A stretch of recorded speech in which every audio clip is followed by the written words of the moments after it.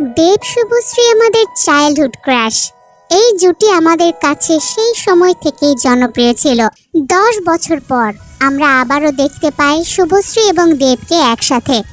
যদিও এই মুভিটি নির্মাণ করা হয়েছে 2015 সালে, তবে এতদিন পর মুভিটি আলোর মুখ দেখলো, তাই আমরাও চলে এসেছি এক্সপ্লেনেশন নিয়ে। কথা না বাড়িয়ে তবে ধূমকেতু মুভির এক্সপ্লেনেশন শুরু করা যাক।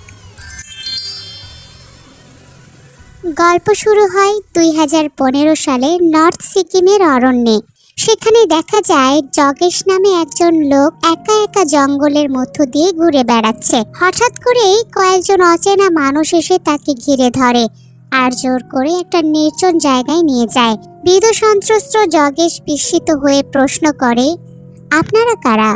উত্তর আসে দৃঢ় কণ্ঠে, আমরা ফোর্সের লোক। জগেশের কৌতূহল আরো বেড়ে যায়, জিজ্ঞেস করে, তাহলে আপনারা আমার কাছে আসলে কি চান? কিন্তু তারা কোনো সরাসরি উত্তর দেয় না, উল্টো প্রশ্ন ছুড়ে দেয়, বলে, তোমার বাড়িতে কে কে আছে? জগেশ জানায়, আমার বাড়িতে আমি ছাড়া আর কেউ থাকে না, আমি একা মানুষ। তখন ফোর্সের সদস্যরা তাকে একটা ছবি দেখায়। ছবিটি দেখে জগেশ চমকে উঠে বলে, ভানু বেঁচে আছে। এরপরে দৃশ্যটি অন্যদিকে সরে যায়। সেখানে দেখা যায় ভানু আসলেই বেঁচে আছে এবং ফোর্সের লোক হিসেবেই কাজ করছে। তাকে ট্রেনিং নিতে দেখা যায়। এদিকে জগেশকে দেওয়া হয় একটা রহস্যময় চিঠি আর বলা হয় সেটি যেন সে ভালোভাবে পড়ে। অন্যদিকে ভানুর বস তাকে জানায়, অবশেষে তুমি তোমার স্ত্রী মা বাবার সাথে দেখা করতে যাচ্ছ। ভানু তখন গভীর আবেগে বলে, শুধু কি তারাই আমার জীবনে ছিল? কাজের জন্য তো আমি তাদেরকে ছেড়ে এত দূরে। তো তার এই কথায় বোঝা যায় ভানু বহু বছর ধরে গোপন এক মিশনে অজানা জায়গায় ছিল। বস তখন তাকে নতুন এক মিশনে পাঠানোর জন্য প্রস্তুত করে। বিদায়ের মুহূর্তে বস বলে, তোমাকে ছাড়া আমি এখন থেকে একেবারে একা হয়ে যাব, তবে তোমার মতো একজন সোলজার পেয়ে আমি গর্বিত। এদিকে জগেশ চিঠি পড়ে বুঝতে পারে কেউ একজন তার বাড়িতে থাকতে আসবে।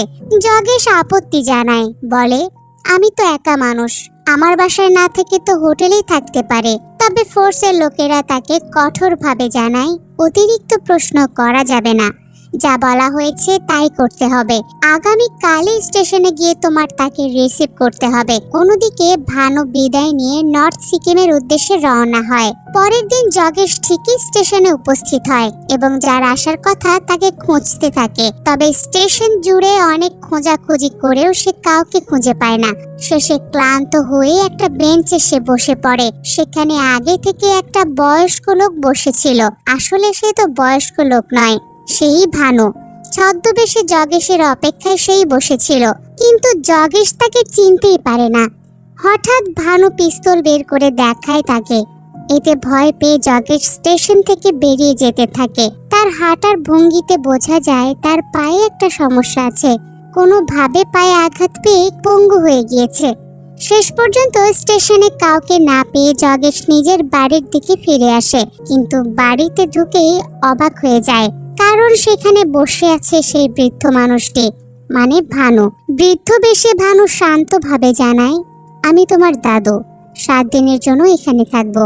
অবাক হয়ে জগেশ বলে, কিন্তু আমার তো কোনো দাদু নেই। ভানু তখন উত্তর দেয়, আমি দূর সম্পর্কের দাদু। এই কথা শুনে জগেশ আবারও আপত্তি তোলে, বলে, আমি তো একা মানুষ, বাড়িতেও খুব একটা থাকি না, আপনার জন্য ভালো হয় হোটেলে গিয়ে থাকা। ভানুও বলে, আমি একা থাকতেই বেশি পছন্দ করি, তাই তুমি না থাকলেও আমার কোনো সমস্যা হবে না। জগেশ তখন সন্দেহ প্রকাশ করে, বলে, আমি তো তোমার কাছে পিস্তল দেখেছি, এজন্যই তোমাকে নিয়ে টেনশন হচ্ছে। ভানু সহজভাবে উত্তর দেয়, বলে, সেফটির জন্য পিস্তল রাখি। এরপর নিজেকে প্রমাণ করার জন্য বলে, আমাকে কি অনেক বেশি বয়স্ক ভেবেছ? দেখো আমি কতবার পোশাক দিতে পারি। সাথে সাথেই ভানু শুরু করে পোশাক দেওয়া। এত বেশি সংখ্যায় পোশাক দিতে থাকে যে গুণে শেষ করতে পারে না জগেশ। তার মনে গভীর সন্দেহ জাগে। অবশেষে কৌতূহল ভরে জিজ্ঞেস করে, ভানু? মাথা নাড়িয়ে হ্যাঁ সূচক উত্তর দেয় ভানু। অনেক বছর পর প্রিয় বন্ধুকে সামনে পেয়ে জগেশ তাকে জড়িয়ে ধরে কান্নায় ভেঙে পড়ে। এরপর দৃশ্য পাল্টে গিয়ে দেখানো হয় এক ফ্ল্যাশব্যাক। সেখানে দেখা যায় একদিন জগেশ পা মচকানো অবস্থায় হাসপাতালে এসেছে ভানুর সাথে। ডাক্তার জানতে চায় কিভাবে আঘাত পেয়েছো, কিন্তু দুই বন্ধুর কেউই সঠিক উত্তর দিতে পারে না। আসলে সত্যি ঘটনা হলো তারা রূপা নামে এক মেয়ের কাছে গিয়েছিল প্রেমপত্র দিতে, আর সেখানে গিয়েই মই থেকে পড়ে যায় জগেশ। সেই দুর্ঘটনাতেই আঘাত পায় জগেশের পা। ঘটনা চলে আসে বর্তমানে। দেখা যায় দুই বন্ধু সেই ব্যাপারটা নিয়ে হাসাহাসি করছে। জগেশ মুচকি হেসে বলে, দিনটা কিন্তু লাকি ছিল রে। ভানু অবাক হয়ে জিজ্ঞেস করে, কিভাবে লাকি? তুই তো সেদিন আমার জন্য আঘাত পেলি, আর সেই আঘাত কিনা এখনো তোর রয়েছে। জগেশ তখনও দৃঢ় থাকে। সে বলে, তারপরও দিনটা লাকি ছিল, কারণ সেই দিন থেকে তোদের দুজনের সম্পর্ক শুরু হয়, অর্থাৎ রূপা আর ভানুর সম্পর্ক। এই মুহূর্তে আবার ফ্ল্যাশব্যাক দেখানো হয়। সেখানে দেখা যায় ভানু রূপার কাছে চিঠির উত্তর চাইছে, তবে রূপা কিছুই বলে না, শুধু চুপচাপ দাঁড়িয়ে থাকে। সেই নীরবতায় ভানু বুঝে যায় রূপা রাজি হয়ে গেছে। আবার বর্তমানকালে ফিরে আসে দৃশ্য। ভানু অবশেষে খুলে ফেলে তার ছদ্মবেশ। জগেশ দেখতে পায় তার আসল চেহারা। অবাক হয়ে জগেশ জিজ্ঞেস করে, এখানে হঠাৎ আসলি কেন? ভানু মুচকি হেসে বলে, তুই কি চিঠির 4র্থ পয়েন্ট পড়িসনি? সেখানে স্পষ্ট লেখা ছিল কোনো প্রশ্ন করা যাবে না। তারপরও সে বন্ধুকে জানায়, আমি আসলে 7 দিনের জন্য এক মিশনে এসেছি। পুলিশের চোখে ধুলো দিতে আমাকে ছদ্মবেশে থাকতে হচ্ছে। খুব জটিল একটা কেস হাতে আছে। কিছুক্ষণ থেমে হঠাৎ জিজ্ঞেস করে, রূপার কি খবর? জগেশ তখন তাকে একটা বিয়ের কার্ড দেয়। কার্ডটা হাতে পেয়ে স্তব্ধ হয়ে যায় ভানু, কারণ সেখানে লেখা রূপার বিয়ে হতে যাচ্ছে অনিন্দ মিত্রর সাথে। স্মৃতিচারণ করতে করতে মনে পড়ে যায় নিজের বিয়ের কথা, যেখানে রূপার সাথে ধুমধাম করে বিয়ে হয়েছিল তার। কার্ড হাতে নিয়ে ভানু কষ্টে জিজ্ঞেস করে, এই অনিন্দটা কে রে? জগেশ তাকে জানায়, অনিন্দ কয়েক বছর আগেই এই এলাকায় এসেছে। ভালো ছেলে, ডিসেন্ট মানুষ। তোর বাবা মাই রূপার জন্য এই বিয়েটা ঠিক করেছে। বলতো আর কতদিন বিয়ে না করে মেয়েকে ঘরে রাখা যায়? তার ওপর তো পত্রিকায় ছাপা হয়েছিল যে তুই 4 বছর আগেই মারা গিয়েছিস। মৃত মানুষের জন্য কি কেউ অপেক্ষা করে? এই কথাগুলো শুনে ভানু ভেতর থেকে ভেঙে যায়। এই পর্যায়ে দেখানো হয় ভানু আর রূপার হানিমুনের দিন। দুজনের মাঝে দারুণ খুনসুটি আর হাসি ঠাট্টা চলতে থাকে। হঠাৎ ভানু রূপার দিকে তাকিয়ে মুচকি হেসে জিজ্ঞেস করে, আমাকে বিয়ে না করলে তুমি কাকে বিয়ে করতে? রূপা নির্লজ্জ ভঙ্গিতে জবাব দেয়, রণবীর কাপুরকে। ভানু হেসে আবার প্রশ্ন তোলে, তাহলে আমাকে বিয়ে করলে কেন? রূপা এক গাল হেসে বলে, তুমি যে আমার পিছুই ছাড়ছিলে না, সেজন্য। দুজনের এই খুনসুটি মিষ্টি মধুর মুহূর্তগুলো চলতে থাকতেই হঠাৎ দৃশ্য পরিবর্তিত হয়ে চলে আসে বর্তমান সময়ের কাহিনীতে। প্রেজেন্ট ডেতে ভানু হঠাৎ গম্ভীর হয়ে জগেশকে জিজ্ঞেস করে, মা কেমন আছে? জগেশ এক দীর্ঘশ্বাস ফেলে জানায়, 2 ছেলেকে হারিয়ে মার কেমন ভালো থাকতে পারে। ভেতর থেকে ভেঙে গেছেন তিনি। ভানু তখন গলা ভারী করে বলে, আমার কাছে এখন অনেক টাকা আছে। শেষ হওয়ার আগে সেই টাকা দিয়ে আমি সবার মুখে হাসি ফোটাতে চাই, সবাইকে খুশি করতে চাই। ভানুর কথা শুনে জগেশ অবাক হয়ে প্রশ্ন তোলে, তুই সবসময় শেষ শেষ বলছিস কেন? ভানু নিঃসংকোচে জানায়, কারণ আমি আছি এখন সুইসাইড স্কোয়াডে। এরপর দৃশ্য পরিবর্তিত হয়ে ভানু আর বসের মধ্যে কথোপকথন দেখানো হয়। বস ভানুকে জানায়, ওরা স্কুল কলেজ সব বন্ধ করে দিয়েছে, চা বাগানও বন্ধ হয়ে গেছে। ওপারের দিক থেকে ঝাঁকে ঝাঁকে মানুষ আসছে। মাত্র 20,000 টাকা দিয়ে তাদের ভারতীয় নাগরিকত্ব পাইয়ে দেওয়া হচ্ছে। বসের এই কথাগুলো শুনে স্পষ্ট বোঝা যায় ভানু আসলে কেমন মিশনে এসেছে এবং তার কাজের পেছনে কত বড় রাজনৈতিক খেলাটাই না লুকিয়ে রয়েছে। আবার সিন শিফট হয়ে ভানুর দিকে ফিরে আসে। ভানু এবার জগেশকে বোঝায়, আমরা যখন কোনো মিশনে বের হই তখন সেটাকে জীবনের শেষ দিন মনে করি, যেমন টুইন টাওয়ারে হামলা কিংবা মুম্বাই হামলার লোকেরা করেছিল। ভানুর কথা শুনে জগেশ ক্ষুব্ধ হয়ে যায়, বলে, ওরা তো উগ্রপন্থী সন্ত্রাসী, তাদের সঙ্গে কি তোর তুলনা চলে? ভানু শান্ত গলায় জবাব দেয়, ব্রিটিশরাও তো নাক্সাল বাহিনীকে সন্ত্রাসী বলেছিল, কিন্তু তাই বলে কি তারা সত্যি টেররিস্ট ছিল? কিছু সময় আসে যখন কঠিন সিদ্ধান্ত আর পদক্ষেপ নিতেই হয়। জগেশ হতভম্ব হয়ে জিজ্ঞেস করে, তুই তো কোনোদিন পলিটিক্সের সঙ্গে জড়াসনি, হঠাৎ এসব কথা কেন বলছিস? এতদিন তুই কোথায় ছিলি আসলে? ভানু তখন কথা ঘুরিয়ে নিয়ে যায় 2007 সালের ফেব্রুয়ারির 2 তারিখের স্মৃতিতে। সেই দিনটা তার মনে গভীরভাবে দাগ কেটেছে। সে স্মৃতিচারণ করতে করতে বলে, সেদিনই তো ছিল বাবার ফেয়ারওয়েলের দিন। সিন এবার অতীতে ফিরে নিয়ে যাওয়া হয়। ভানুর বাবার ফেয়ারওয়েলের অনুষ্ঠান ছিল, চারিদিক সাজানো, ভিড় জমে আছে সহকর্মী ও ছাত্রছাত্রীদের। বক্তৃতা শেষে ভানুর বাবা বাসায় ফেরার পথে রাস্তায় হঠাৎই দেখতে পান এক কিশোরের লাশ। সে আর অন্য কেউ নয়, সে রবি। বাবার হৃদয় কেঁপে ওঠে। তিনি ছেলের হত্যার বিচার চাইতে থানায় যান, তবে পুলিশ কিছুই করে না, উল্টো তাকে আরো সতর্ক করে দেয়, বলে এমন বিপদ কিন্তু ভানুর উপরেও আসতে পারে। প্রেজেন্টেতে ফিরে এসে ভানু আবেগমথিত কণ্ঠে বলে, সেদিনই চা বাগানের ম্যানেজার আমাকে ডেকে 20,000 টাকা দেয় আর বলে গুয়াহাটিতে পালিয়ে যেতে। সে সতর্ক করে দেয় যে এখানে থাকলে আমাকেও মেরে ফেলবে। জগের স্মৃতি টেনে জানায়, তুই পালানোর কিছুদিন পরে সেই ম্যানেজারের কোটি কোটি লাশ পাওয়া যায়। তারপর তোর বাবার কাছে লোকজন গিয়ে শুধু তোর খোঁজ করতে থাকে, এমনকি তোর বাবাকে তারা মারধরও করেছে। ভানু তখন জানায়, গুয়াহাটি থেকে আমি বহু দূরে হেঁটে অরুণাচল প্রদেশে পৌঁছাই। সেখানে তাদের সঙ্গে আমার দেখা হয়। যেহেতু আর ফেরার কোনো পথ ছিল না, তাই বাধ্য হয়েই আমি তাদের দলে যোগ দিই, তাদের হয়ে কাজ শুরু করি।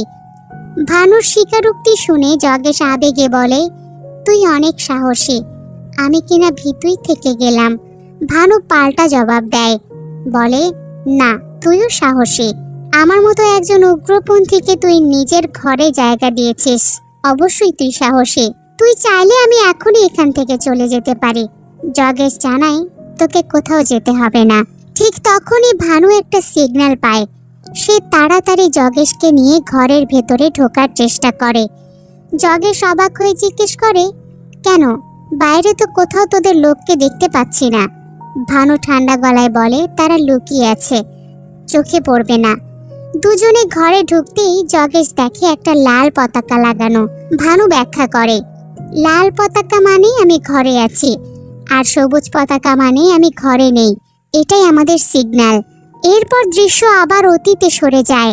ভানু রূপার সঙ্গে আলাপ করতে করতে হঠাৎ আবেগী কণ্ঠে বলে, রবির মতো যদি আমারও একদিন কিছু হয়ে যায় তখন তুমি কি করবে? রূপা আতঙ্কিত হয়ে তাকে এসব থেকে দূরে থাকার অনুরোধ করে। তবে ভানু জানায়, একদিনে 3,500 কর্মীর চাকরি তারা কেড়ে নিয়েছে। আমরা কয়েকজন তাদের হয়ে লড়ছি। যদি লড়াই না করি তারা বাঁচবেই বা কিভাবে? এসব বলতে বলতে রবিকে স্মরণ করে ভানু কান্না করে দেয়, কারণ তাদের দুই ভাইয়ের মধ্যে সম্পর্ক অনেক গভীর ছিল, অনেক অটুট বন্ধন ছিল। সিন আবার প্রেজেন্টেতে আসে। ভানু এবার ছদ্মবেশ নেয় এক বয়স্ক লোকের, নাম দেয় ইন্দ্রনাথ। সেই ছদ্মবেশে সে তার বাবার সঙ্গে দেখা করতে আসে।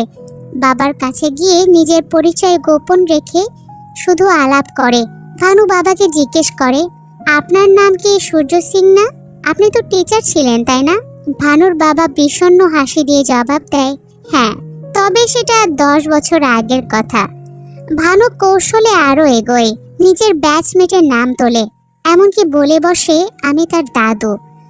বাবাও যোগ দেন তার কথায়, বলেন, আমার বড় ছেলে তার ব্যাচমেট ছিল।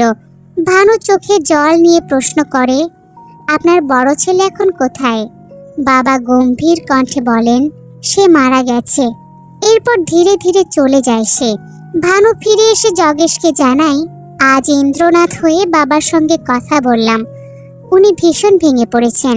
জগেশ শান্ত গলায় বলে, বয়স হয়েছে, ভাঙাটা তো স্বাভাবিক। ভানু মাথা নাড়িয়ে জানায়, না, বয়সের জন্য নয়, অন্য কারণ আছে। অন্য কারণটা এটাই যে সে তার 2টা ছেলেকে হারিয়েছে।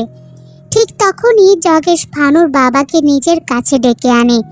ভানুর বাবা আসতেই জগেশ কাঁপা কাঁপা কণ্ঠে বলে, একটা চিঠি এসেছে ভানুর নামে, এর আগে কখনো খুলিনি, তবে এবার খুলেছি, দেখলাম ভানু আপনার জন্য 25 লাখ টাকা পাঠিয়েছে। ভানুর বাবা এই খবর শোনা মাত্রই স্তব্ধ হয়ে যায়, তার চোখে জল আসে।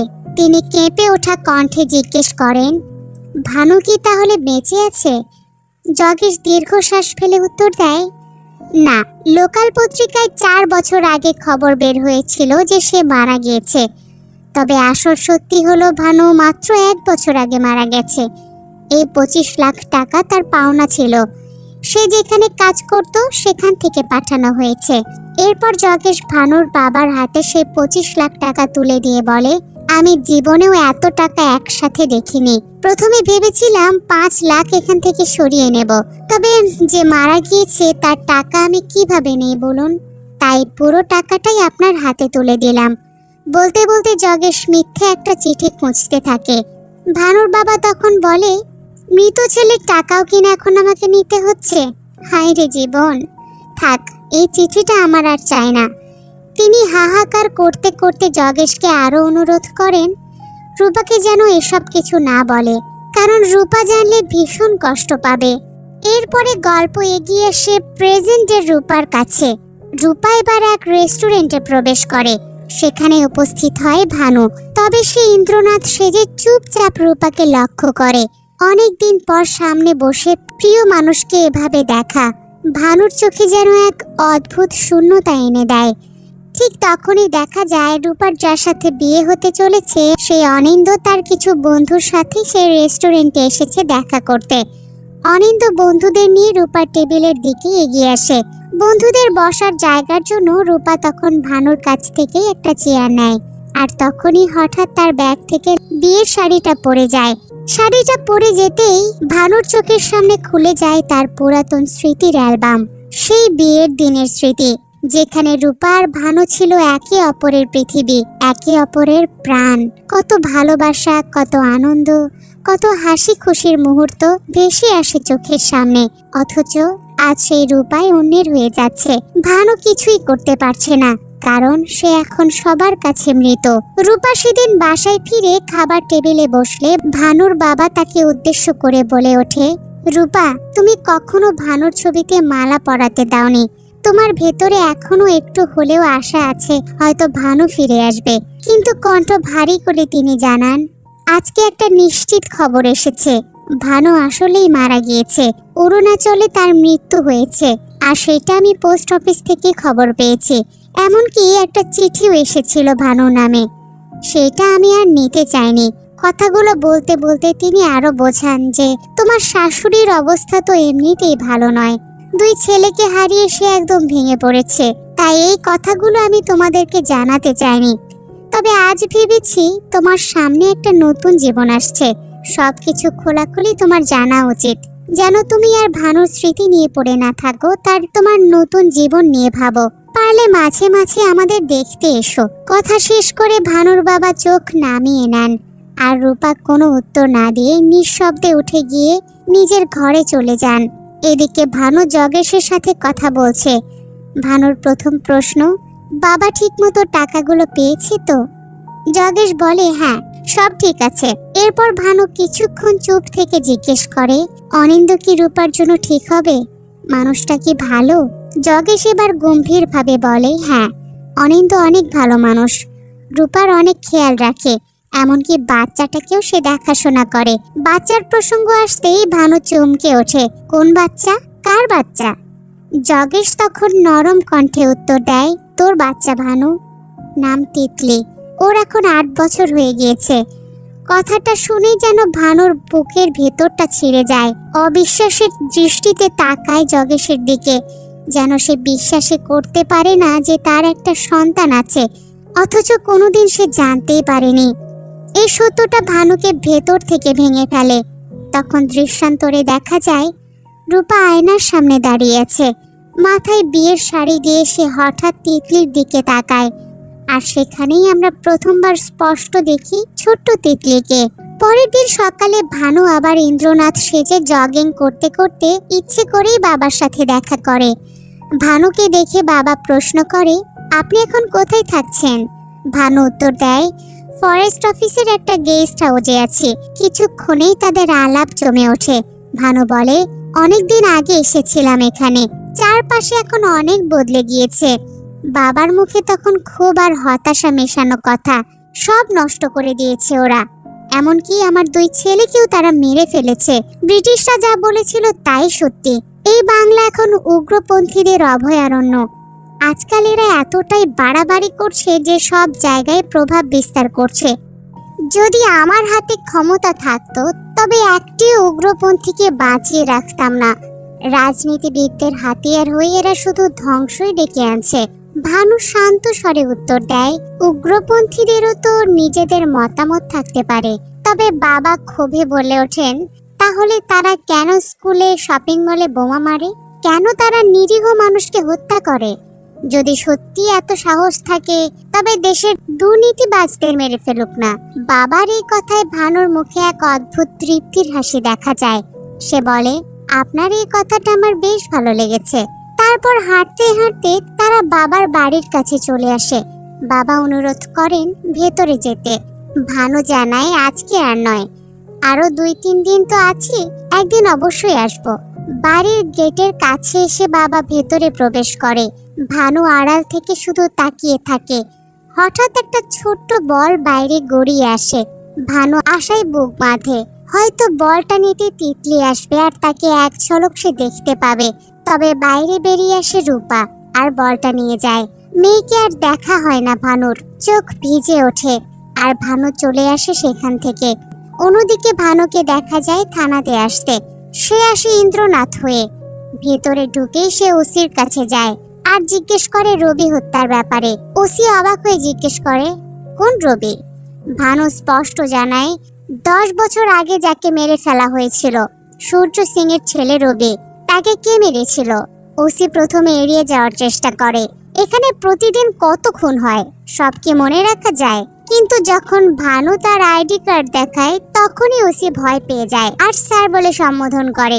অবশেষে সে স্বীকার করে নেয় যে রবিকে মেরেছিল যোগেন্দর সিং। সে রিয়েল এস্টেট ব্যবসায়ী, 2 নাম্বার কাজও সে করে। সে জমি দখল করতে চেয়েছিল। ভানু এবার ক্ষুব্ধ হয়ে জিজ্ঞেস করে, আপনি যখন জানতেন খুনির নাম তখনও কিছু করলেন না কেন? ওসি এবার অজুহাত দেয়। সে বলে, তারা অনেক ক্ষমতাবান, উপর থেকেও নির্দেশ ছিল কিছু না করার। তখন ভানু মোবাইলে একটা ছবি দেখিয়ে জিজ্ঞেস করে, একে চেনেন? ওসি অবাক হয়ে বলে, হ্যাঁ চিনি তো, ও হচ্ছে সূর্য সিং এর বড় ছেলে। শুনেছি আন্ডারওয়ার্ল্ডে জড়িয়ে গেছে। ভানু ঠান্ডা গলায় বলে, সে আজ আপনাকে মেরে ফেলবে। এই কথা বলে সে ওসিকে সেখানে মেরে ফেলে। তারপর সেখান থেকে বেরিয়ে যোগিন্দরের জন্য রাস্তায় অপেক্ষা করে।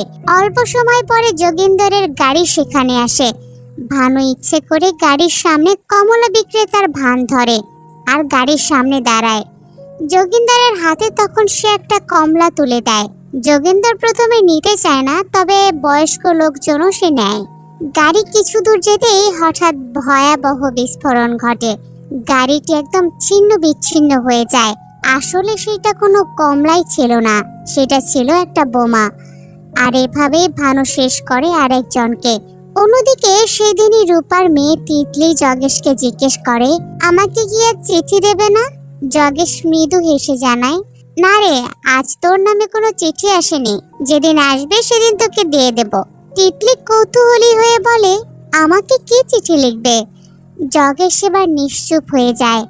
পরে রূপাকে বলে ওঠে, 8 তারিখ তোমার বিয়েতে তো যাচ্ছে, আমার থেকে তুমি কি নিতে চাও বলো?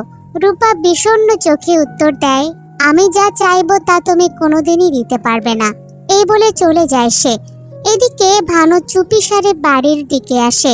বাইরে শুকোতে দেওয়া মায়ের শাড়িতে হাত বোলায়, যেন সেই কাপড়ের ভেতরেই মায়ের উপস্থিতি সে অনুভব করে। মাকে এক ঝলক দেখার জন্য ভেতরে উকিও দেয়। মা তখন পুজো করছে। হঠাৎ তিনি কারো উপস্থিতি টের পান, কিন্তু ভানু আড়ালেই থেকে যায়, সামনে আসে না। রাতের বেলায় ভানু আবার বাড়ির দরজায় আসে। এবার আসে বাবার বন্ধুর পরিচয়ে। মা দরজা খোলে। বহু বছর পর নিজের মাকে সে সামনে থেকে দেখে, তবে তার পরিচয়টা সে দিতে পারে না। মায়ের হাতে সে কমলা আর বাবার প্রিয় কেক তুলে দেয়। মা কেক নিতে অস্বীকার করে, বলে আমার স্বামী কেক পছন্দ করেন না, আপনি দয়া করে নিয়ে যান। ভানু কেক হাতে নিয়েই চলে আসে। ফিরতি পথে হঠাৎ তার চোখ পড়ে রূপা, অনিন্দ আর ছোট তিতলির দিকে। তারা একসাথে রাস্তা দিয়ে হেঁটে আসছে। সেদিনই প্রথমবার ভানু তার মেয়েকে সামনে থেকে দেখে। বুক ভরে মেয়ের দিকে তাকায়, কিন্তু কিছুই বলার সাহস পায় না। তারা পাশ কাটিয়ে চলে যায়। ভানুও নিঃশব্দে ফিরে আসে নিজের ঘরে। রাতে জগেশ রেডিওতে খবর শুনতে পায় আজকে স্থানীয় এক রাজনৈতিক নেতা বোমা বিস্ফোরণে নিহত হয়েছেন। থানার ওসিকেও থানার ভেতরে খুন করা হয়েছে। প্রশাসন এলাকায় কারফিউ জারি করেছে। এখনো পর্যন্ত কোনো প্রমাণ পাওয়া যায়নি, তদন্ত চলছে। এমন সময় দেখা যায় জগেশের বাড়ির সামনে রাখা সবুজ কাপড় সরিয়ে কেউ একটা লাল কাপড় রেখে দিচ্ছে, অর্থাৎ ভানু ফিরে এসেছে ঘরে। ঘরে ফিরে ভানু ছদ্মবেশ খুলে স্বাভাবিক হতে শুরু করে। শরীরের ঘাম মুছে ফ্রেশ হওয়ার চেষ্টা করছে সে। ঠিক তখনই ভানুর ব্যবহৃত প্রস্থেটিক চোখে পড়ে জগেশের। কৌতূহল সামলাতে না পেরে জগেশ সেটি হাতে তুলে নেয়। ভানুর দিকে তাকিয়ে প্রশ্ন ছুড়ে দেয়, আজকে তুই 2টা খুন কেন করলি বলতো? প্রশ্ন শুনেই ভানুর চেহারায় রাগের ছাপ ভেসে ওঠে। কঠিন গলায় বলে ওঠে, আমি তো তোকে আগে সতর্ক করেছিলাম, কোনো প্রশ্ন করা যাবে না, তাই আর কোনো আলোচনা চাই না এই ব্যাপারে। কথা বলার সঙ্গে সঙ্গে নিজের ফোনটিও জগেশের হাতে তুলে দেয় ভানু। বলে, ভালো করে সামলে রাখিস, শেষ দিন এসে আমি আবার নিয়ে যাব। এরপর ভানু একটুখানি থেমে হঠাৎ জগেশকে জানায় আজকে তাদের সাথে দেখা হয়েছিল, সেখানে তিতলিও ছিল, তবে বেশ অন্ধকার থাকায় মেয়ের মুখটা আমি ভালোভাবে দেখতে পাইনি। কথাগুলো বলতে বলতে ভানু বাবার জন্য কেনা কেকটা বের করে জগেশকে খাওয়াতে থাকে। জানাই এই কেকটা ছিল বাবার সবচেয়ে প্রিয়। যেদিন রবি মারা যায় সেদিন তার লাশের পাশে এই কেকটা পড়েছিল। এক সময় রবির টকবগে রক্ত আর কেক এক হয়ে গিয়েছিল। এসব স্মৃতি মনে করে ভানু যেন হঠাৎ অস্বাভাবিক হয়ে ওঠে। কেক জোর করে জগেশের মুখে মাখাতে শুরু করে। জগেশও ভয় পেয়ে আতঙ্কিত হয়ে যায়। কিছুক্ষণ পর ভানু আবার শান্ত হয়। হাত বাড়িয়ে জগেশের মুখও পরিষ্কার করে দেয়। ঠান্ডা গলায় বলে, বাবার অনেক অঙ্ক এখনো মেলানো হয়নি, সে অঙ্কগুলোই মেলাতে হবে। সিন চলে আসে রূপার ঘরে। রূপার শাশুড়ি তাকে গয়না তুলে দিতে চাইলে রূপা নম্রভাবে তা ফিরিয়ে দেয়। শাশুড়ি অভিমান মাখা কণ্ঠে জোরাজোরি করে, কিন্তু রূপা মাথা নাড়ে। তখন শ্বশুর সামনে এসে দাঁড়িয়ে বলে, তোমার নামে ব্যাংকে কিছু টাকাও জমা রাখা আছে, সেগুলো নিয়ে নিও, এগুলো তো তোমারই প্রাপ্য। আর পারলে মাঝে মাঝে এই বাড়িতে এসো আমাদের সাথে দেখা করতে। পরের দিন সকালে আবার দেখা যায় ভানুকে। সে ইন্দ্রনাথ সেজে বাবার সঙ্গে হেঁটে বেড়াচ্ছে। বাবা হঠাৎ ভানুর দিকে তাকিয়ে বলেন, আমার বড় ছেলে যেদিন নিখোঁজ হয় সেদিনই জানতে পারি আমার বৌমা এক্সপেক্টিং এ বেবি। এর চেয়ে কষ্টের আর কি হতে পারে? কণ্ঠটা যেন ভেঙে আসে। বাবা আরো বলেন, 4 বছর আগে খবর পাই আমার বড় ছেলে অরুণাচল প্রদেশেই মারা গিয়েছে। সেই সঙ্গে আমি আমার 2 ছেলেকে হারিয়ে ফেলি। এই কথাগুলো বলতে বলতে বাবার চোখে জল চলে আসে। হাঁটতে হাঁটতে বাসার সামনে পৌঁছলে এবার ভানুকেও ভেতরে নিয়ে আসা হয়। সবার সামনে তাকে রূপার সাথে পরিচয় করিয়ে দেওয়া হয়। জানানো হয় আগামীকাল তার বিয়ে। রূপা তখন ভদ্রতার সঙ্গে প্রণাম করতে গেলে ভানু তৎক্ষণাৎ হাত ধরে তাকে থামিয়ে দেয়, তাকে প্রণাম করতে দেয় না। এই সময় ভানুকে পরিচয় করিয়ে দেওয়া হয় পরিবারের মেয়ে তিতলির সঙ্গে। তখনই প্রথমবারের মতো স্পষ্ট করে তিতলিকে দেখতে পায় ভানু। কৌতূহল হয়ে সে নিজের নাম জিজ্ঞেস করে তিতলিকে। তিতলি সরল ভঙ্গিতে বলে, আজকে আমার নাম তিতলি সিং, তবে আগামীকাল থেকে হবে তিতলি মিত্র। কথাটা শুনেই ভানুর বুকের ভেতরে মোচড় দিয়ে ওঠে, যেন শব্দগুলো তার ভেতরের বিষের মতো বেঁধে যায়। মুখে কিছুই সে বলতে পারে না, তবে দৃষ্টিতে সবকিছু ফুটে ওঠে। এদিকে তিতলিরও স্কুলে যাওয়ার সময় হয়ে যায়। রূপা তাকে স্কুলে নিয়ে যায়। ভানুও থেমে থাকে না, নিঃশব্দে পিছু নিয়ে তাদের সাথে স্কুল পর্যন্ত চলে আসে সে। অন্যদিকে সেই দিন জগেশ যায় এক বৃদ্ধের কাছে, যাকে নিয়মিত পেপার পড়ে শোনায় সে। হঠাৎ সংবাদপত্রে চোখ আটকে যায় তার। খবরের শিরোনামে লেখা, এক ফাঁসির আসামির শেষ ইচ্ছা পূরণ হতে চলেছে। লাইনটা পড়ে যেন সে চিন্তায় ডুবে যায়, গভীরভাবে ভাবতে থাকে জীবনের মানে নিয়ে। আর তার মনে হয় ভানুর কথা। তখনই সে দ্রুত রওনা দেয় বাড়ির দিকে। যাওয়ার সময় সে পুলিশের গাড়িও দেখতে পায়।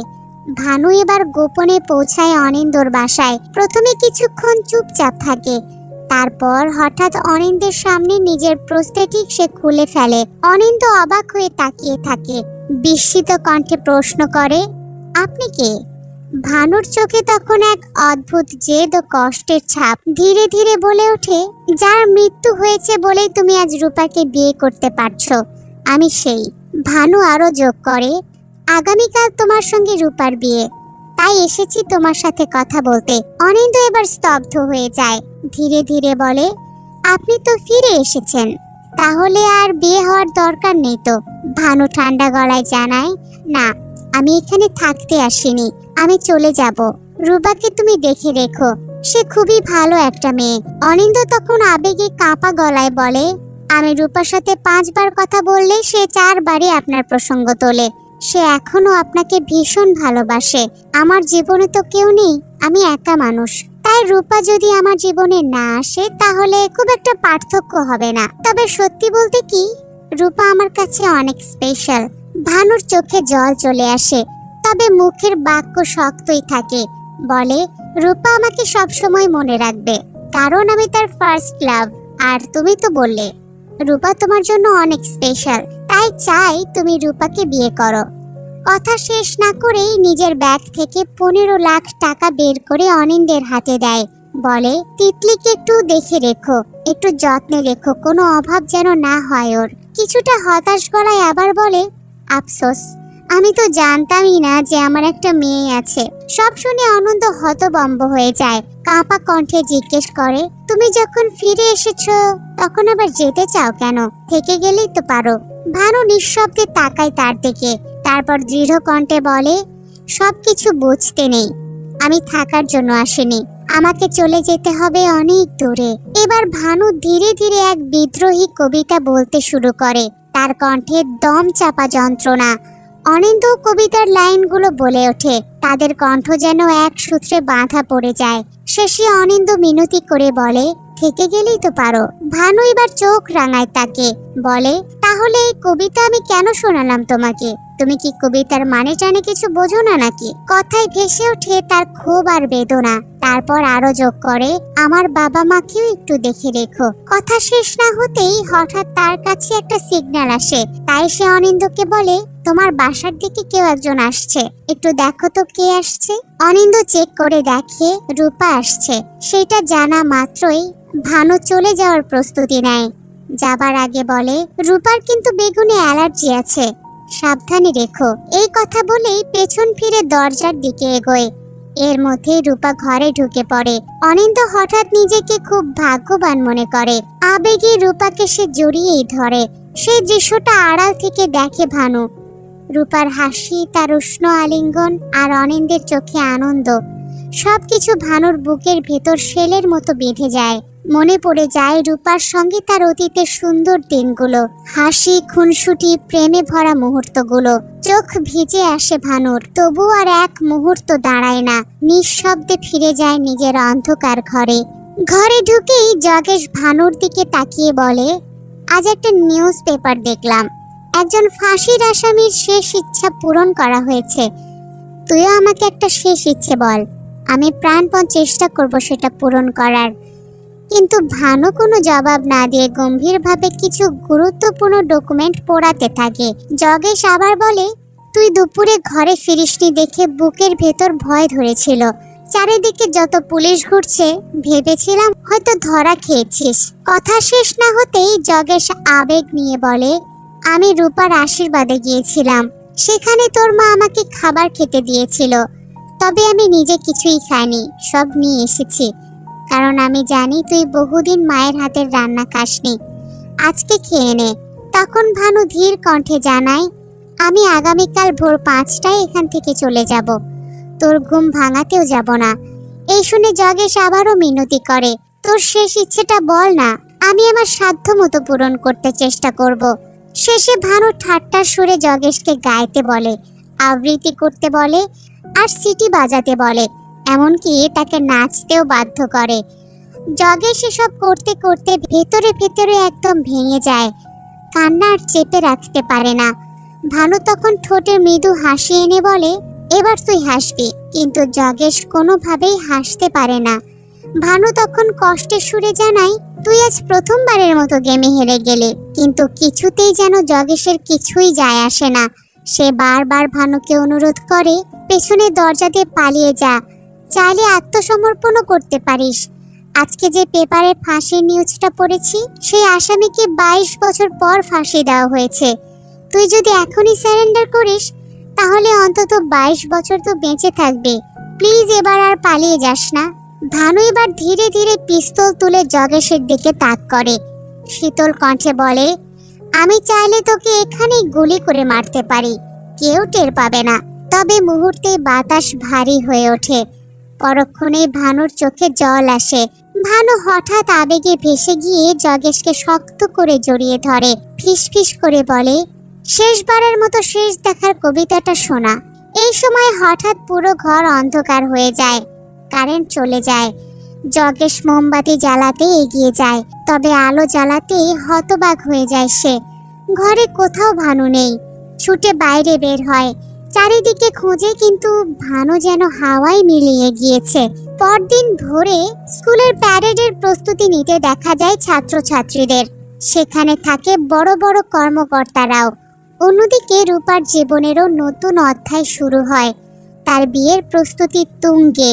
এদিকে ভানু নিজের শরীরে বোমা বেঁধে প্রস্থেটিক পরে ছদ্মবেশে বেরিয়ে পড়ে রাস্তায়। নির্দিষ্ট পরিকল্পনা মতো ভিড়ের মাঝখানেই প্রবেশ করে সে। অন্যদিকে যোগেশ বাড়িতে এসে টিভিতে প্যারেডের সরাসরি সম্প্রচার দেখতে থাকে। চোখ পড়তেই তার বুক ধক করে ওঠে। সঙ্গে সঙ্গে বুঝতে পারে এই প্যারেডেই ভানু কিছু একটা করবে। তাড়াহুড়ো করে বাইরে বের হয়, হয়তো ভানুকে থামানোর চেষ্টা করবে বলে। তবে হাঁটতেই পারে না, তার শরীর একদম ভেঙে পড়ছে। তবুও প্রাণপণ চেষ্টা করে দৌড়াতে থাকে। ঠিক সকাল 10টায় ভানু নিজের জীবন বিসর্জন দিয়ে এক ভয়ঙ্কর সুইসাইড মিশন সফল করে ফেলে। ভানুর বস সেই নির্দিষ্ট সময়ে ভানুর রিংটা কবর দিয়ে দেয়। এদিকে ভেঙে পড়া যোগেশ ভানুকে অভিশাপ দিয়ে বলে, তুই একজন দেশদ্রোহী। অবশ্যই এসব কিছু সে মনে অনেক কষ্ট চেপে বলে। হাজার হলেও তার বন্ধুকে সে অনেক ভালোবাসতো। অন্যদিকে রূপা নিজের জীবনে নতুন যাত্রার জন্য তৈরি হয়ে ওঠে। আর এই সমস্ত আবেগ, বিসর্জন, দুঃখ আর প্রশ্নবোধক চিহ্নের মাঝে শেষ হয় ধূমকেতু মুভিটি। ধূমকেতু মুভির হাইপ ছিল পুরোটাই দেব এবং শুভশ্রীকে নিয়ে, কিন্তু গল্পে দেখা যায় দেব এবং রুদ্রনীল ঘোষের সেরা বন্ডিং। দুজনের বন্ধুত্ব যেন সবকিছুকে ছাপিয়ে গিয়েছিল। তাছাড়া দেব শুভশ্রী যতবার স্ক্রিনে এসেছিলেন, ততবার যেন নস্টালজিক করেছেন, মনে করে দিয়েছে চাইল্ডহুডের দেব শুভশ্রীকে। আপনাদের ধূমকেতু কেমন লেগেছে? ভালো লাগা মন্দ লাগা জানাতে পারেন আমাদের।